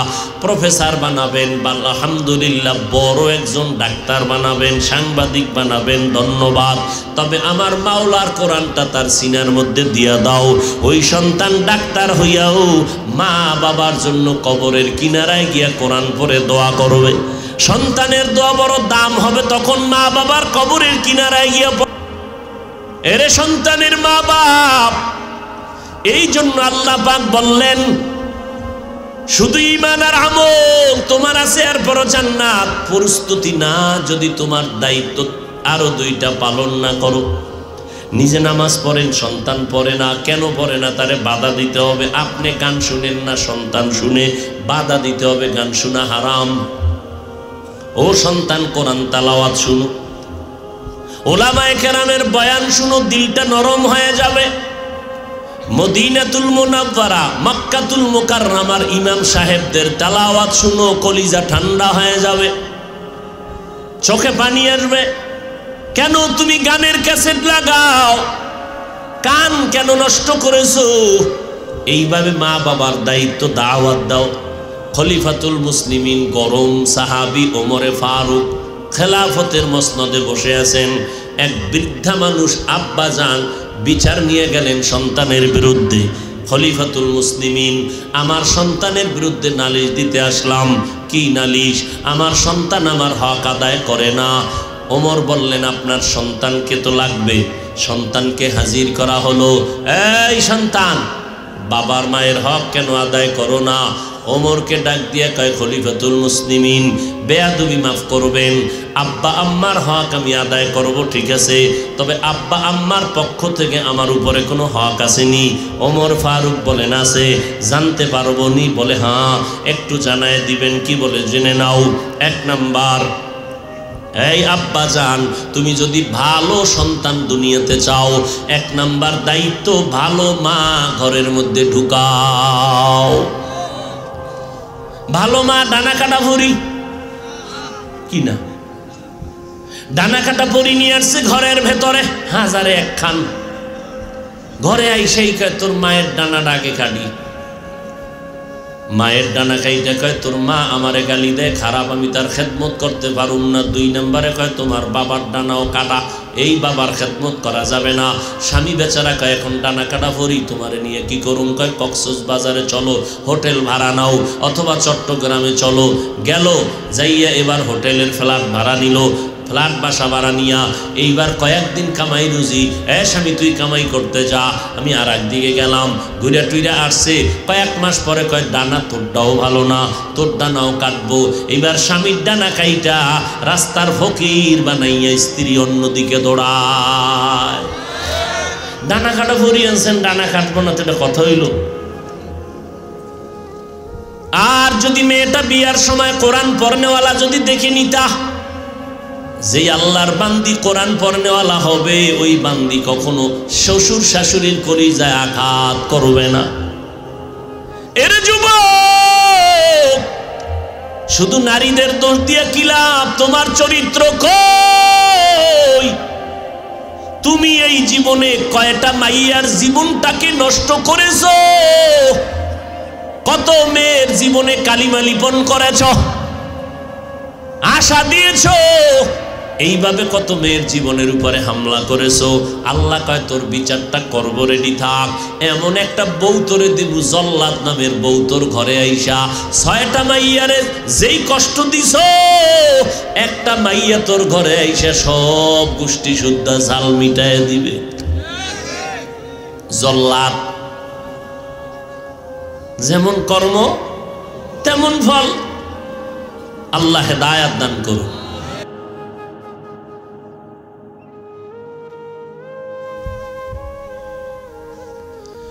এরে নবীর উম্মতের দল, আল্লাহর মোহাব্বত নিয়ে বলতেছি, স্কুলে পড়ো, কলেজে পড়ো, নবীর তরিকা মতে 5 বেলার নামাজ পড়িও, মা বাবার দোয়া নিয়ে চলিও, উলামায়ে কেরামের পরামর্শ নিয়ে চলিও। তোমার মতো বহু যুবক র্যাব, আর্মি, পুলিশ, বিডিআরে চাকরি করে, 1 বেলার নামাজও বাদ দেয় না। মিথ্যা বলবা না, আছে না নাই? বিবেকটাকে জিজ্ঞাসা করো, তুমি কেন পারলা না? তোমার আমার মতো বান্দা নদীর মধ্যে মাছ ধরে, 1 বেলার নামাজ বাদ দেয় না। বিবেকটাকে জিজ্ঞাসা করো, তুমি কেন পারবা না রে যুবক? তোমার মতো বান্দা জমিনে কৃষি কাজ করে, গামছা বিছাইয়া জমিনে নামাজ পড়ে, নামাজ ছাড়ে না, তুমি কেন পারবা না? আল্লাহর মোহাব্বত নিয়ে চলো। মোনাজাত সবাই দেয়, সবার চোখে কান্না নাই, অনেকে কাঁদে, তোমার আমার কেন চোখে পানি আসে না? একমাত্র গুনার কারণে দিলটা পাথর হয়ে গেছে, আল্লাহ বেজার, এই জন্য চোখে পানি আসে না। কয়দিন আর বাহাদুরি করবা? দুনিয়াটা কিছুই না রে বাবা।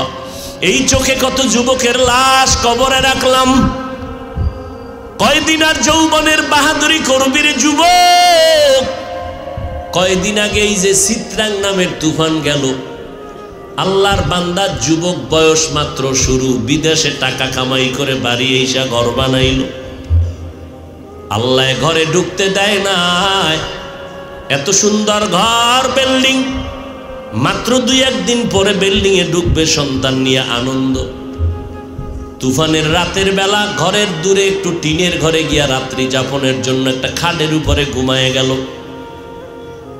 আল্লাহর বান্দা, স্ত্রী, কন্যা, সন্তান, হঠাৎ বিশাল বড় একটা গাছ শিকড় শুদ্ধ উপরাইয়া গিয়া ঘরের উপরে পড়ল। পড়িয়া তিনজনার বুকের চাপ লাগলো, তিনজন জাগায় নাই। এলাকার লোক আইসা চোখের পানি ফেলে আর বিল্ডিং এর দিকে তাকাইয়া আফসোস করে, এই কি মালিকের কুদরত। ছেলেটা জীবনভর বিদেশ বইয়া যা টাকা কামাই করলো সব দিয়ে ঘর করলো, আজকে সন্তানও নাই, বিবিও নাই, স্বামীও নাই, পুরা ফ্যামিলি ধ্বংস। কিসের বাহাদুরি করো রে বাবা? আজকে তুমি এই সময় বয়ান শুনতেছ, জানা নাই আগামীকাল এই টাইমে হতে পারো তুমি হসপিটালের রোগী। কিসের বাহাদুরি করো? রাতের বেলা ঘুমায় যাইবা, সকাল বেলা হতে পারে কোনো মসজিদের মাইকে আওয়াজ হবে, গতকাল বান্দা ওয়াজ শুনছে, সকাল বেলা মরা কবরের বাসিন্দা হয়ে গেছে। এ আল্লাহর বান্দারা, কিসের দুনিয়ার ধান্দায় পড়েছো? আমরা নবীর তরিকা মানিয়া কই, আমগো তো সম্মান কমে নাই। বাদ দাও আমাদের হুজুরদের কথা, তোমাদের লাইনে কত বান্দা নামাজি, অভাব নাই। তুমি কেন পারবা না? আল্লাহর কাছে তৌফিক চাও। আল্লাহ বুঝি তোমার উপরে বেজার গুনার কারণে। মা বাবার দোয়া নিয়ে চলবা, পিছনের গুনার থেকে খাঁটি অন্তরে তওবা করো। মনে মনে আল্লাহকে বলতে থাকো, আল্লাহ এই ময়দানে আমার মতো গুনাহগার কেউ নাই। গুনার কারণে আমার হাত না পাক, চোখ না পাক, জিহ্বা না পাক, অন্তর না পাক। এই গুনাহ নিয়ে কবরে গেলে আমার উপায় নাই। ও আল্লাহ, আমি গুনাহ নিয়ে কবরে যেতে চাই না। আমি পেছনের গুনার থেকে শয়তানের ধোকায় পড়ে গুনাহ করেছি, তওবার নিয়ত করলাম। মরিয়া গেলে যাব, হায়াতের মালিক আল্লাহ, ইজ্জতের মালিক আল্লাহ, রিজিকের মালিক আল্লাহ।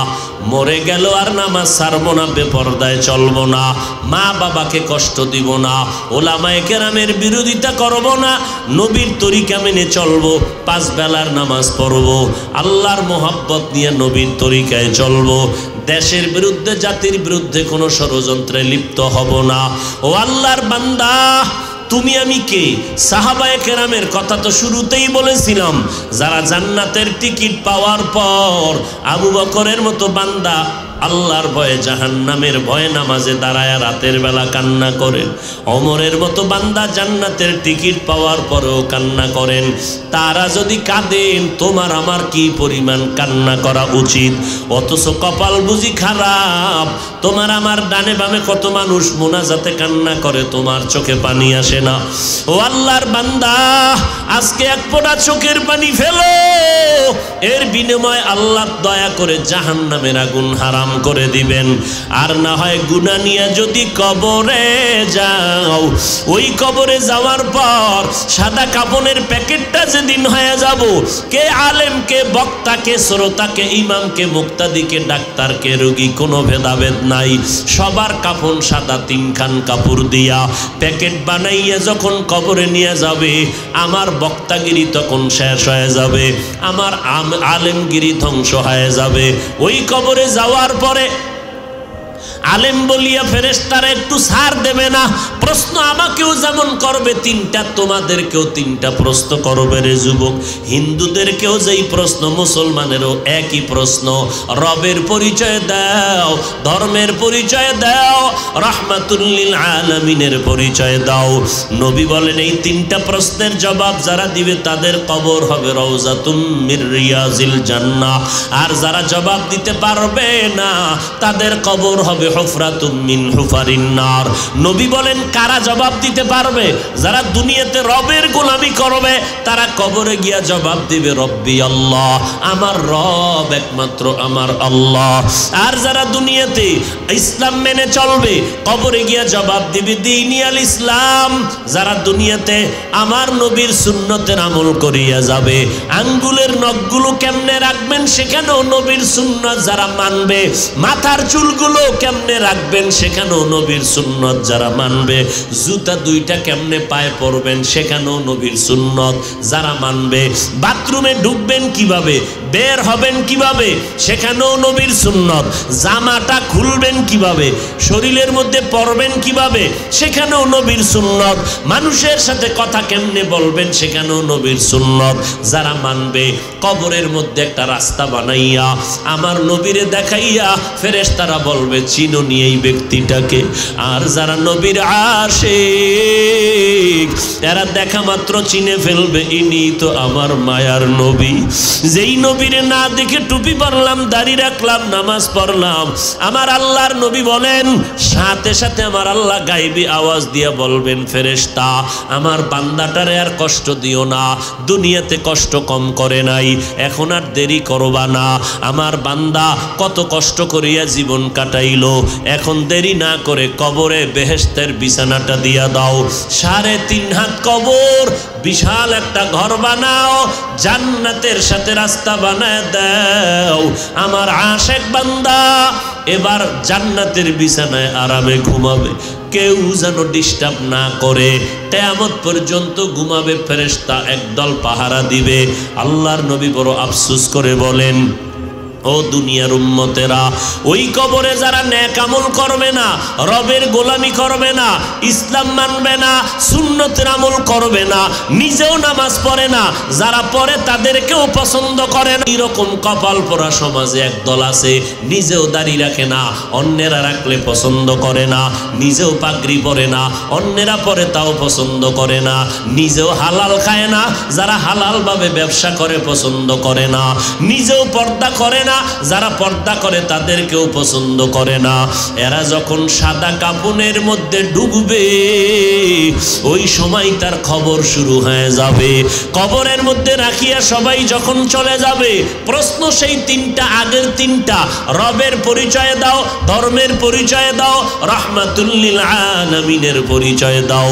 যখন প্রশ্ন করবে, নবী বলেন গুনাহগারেরা তওবা না করিয়া যদি কবরে যায়, বেনামাজি হইয়া যদি কবরে যায়, বলবে হা হা লা আদরি, আমি কিছুই জানি না, কিছুই জানি না, কিছুই জানি না। আমার নবী বলেন সাথে সাথে আমার আল্লাহ রাগান্বিত আওয়াজ দিয়া কুদরতিভাবে বলবে, এরে কবরের ফেরেশতা, এই নাফরমানকে আর জিজ্ঞাসার সুযোগ দিও না, আমি দুনিয়াতে কম সময় দেই নাই, আমার দেওয়া পানি, বাতাস, সূর্যের আলো, চাঁদের আলো, জমিনের ফসল, গাছের ফল খাইলো, এত বড় নিমক হারাম, একবারও আলহামদুলিল্লাহ বলে নাই, নবীর তরিকা মানে নাই। এই উলামায়ে কেরামরা পায়ে ধরে ধরে নামাজের পথে ডাকতো, একবেলার নামাজও পড়ে নাই, এখন আর সময় নাই, জাহান্নামের বিছানাটা কবরের মধ্যে বিছায় দাও, জাহান্নামের সাথে রাস্তা খুলে দাও। একটা না, দুইটা না, 70 থেকে 99টা সাপ আমার আল্লাহ গাইবি আওয়াজ দিয়া রাগান্বিত হইয়া সর্বশেষ কবরের মাটিকে ডেকে বলবে, রে কবরের মাটি, এই গুনাহগারকে 2 পার্শ্ব থেকে জোরে জোরে চাপ দাও। এত জোরে চাপ দিবে পাঁজরের হাড় চুরমার হয়ে যাবে। ও আল্লাহর বান্দারা, একটা মশার কামড় সইতে পারি না, ওই কবরে গুনাহ নিয়ে গেলে কেমনে মাটির চাপ সহ্য করবা? আল্লাহর কোরআনকে মিথ্যা মনে করিও না, নবীর কথাকে মিথ্যা মনে করিও না, বরং আল্লাহর কাছে তওবা করো রে বাবা। লক্ষ লক্ষ নবীরা মিথ্যাবাদী হতে পারেন না, লক্ষ লক্ষ সাহাবায়ে কেরাম মিথ্যা বলতে পারেন না, কোটি কোটি উলামায়ে আহলে হকরা মিথ্যা বলতে পারেন না। অতএব গুনাহ থেকে বাঁচো, আল্লাহর কাছে তওবা করে সময়টাকে কাজে লাগায় বলো, আল্লাহ মরিয়া গেলে যাব আর নামাজ ছাড়বো না, বেপরদায় চলবো না, মা বাবার সাথে বেয়াদবি করবো না, উলামায়ে কেরামের বিরুদ্ধে যাব না, গুনাহ নিয়ে কবরে যাব না।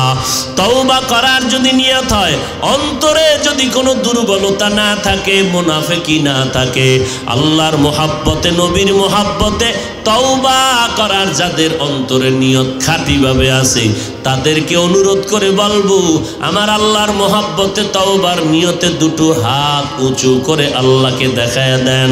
আয় আল্লাহ আমাদের হাতগুলো কবুল করে নেন। আয় আল্লাহ যারা খাঁটি তওবার নিয়ত করেছেন কবুল করে নেন, তওবার উপরে মজবুত হইয়া চলার তৌফিক দান করেন, আমিন। ওয়াল আসর ইন্নাল ইনসানা লাফি খুসর ইল্লাল্লাযীনা আমানু ওয়া আমিলুস সালিহাত ওয়া তাওয়াসাউ বিল হক ওয়া তাওয়াসাউ বিস সবর। আল্লাহ তাআলার কাছে খাঁটি অন্তরে তওবা। আজকে থেকে আর কখনো নামাজ আমরা বাদ দিব